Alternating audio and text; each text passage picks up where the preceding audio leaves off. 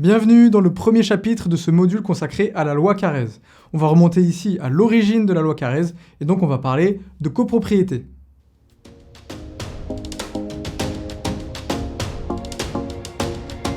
À l'origine, c'est la loi numéro 65-557 du 10 juillet 1965 qui nous intéresse. C'est ce texte qui fixe le statut de la copropriété des immeubles bâtis.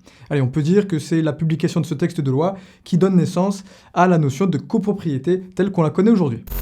En réalité, le concept de copropriété existait déjà depuis 1938. Mais oui, avec les collègues législateurs, on a tout remis à plat en 1965. C'est donc bien ce texte qui définit ce que sont les parties privatives, les parties communes, les charges, les quotes-parts, le syndicat des copropriétaires, les missions du syndic, etc. Il a ensuite été régulièrement modifié dans le temps pour ajouter des points qui n'étaient pas d'actualité à cette époque. Bah oui, par exemple, en 1965, c'était pas encore d'actualité de faire modifier l'antenne de réception de l'immeuble, ou d'installer la fibre optique pour avoir la télé par internet, ou encore de regarder des émissions de Michel Drucker, si. Ça, c'était déjà d'actualité en 1965, oui. Bref, c'est donc au cours de l'une de ces modifications dans le temps qu'une nouvelle notion est venue se greffer à notre fameux texte sur la copropriété. Et ça s'est passé en 1996. Cette année-là, une autre loi a vu le jour, la loi numéro 96-1107 du 18 décembre 1996, créée dans le but de renforcer la protection des acquéreurs de lots de copropriété.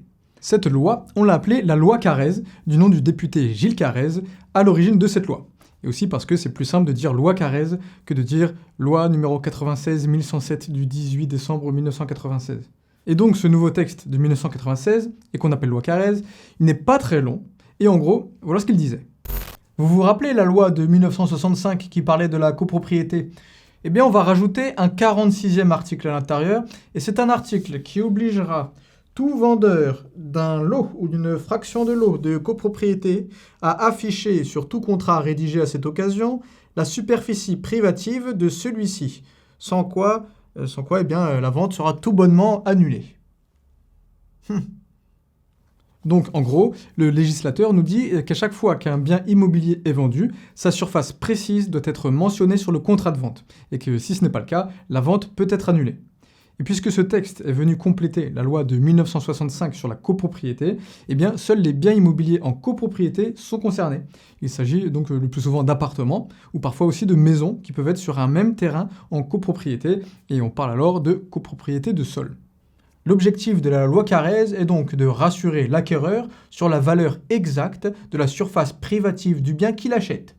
Une information qui a évidemment pris énormément d'importance avec l'augmentation du prix de l'immobilier un peu partout. C'est pour cela que le législateur a mis en œuvre une liste de règles strictes pour que tous les biens en copropriété soient mesurés selon les mêmes critères, tout en tenant compte de l'occupation réellement envisageable de chaque mètre carré et non uniquement de la surface mesurée au sol. Alors, beaucoup de gens pensent que ces règles sont trop complexes. Pourquoi je l'ignore ? Pourquoi je l'ignore ?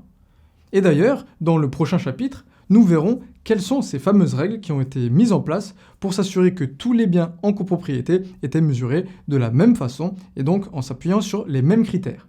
Et on verra que c'est finalement assez simple. La séance est levée. Et voilà, la séance est levée.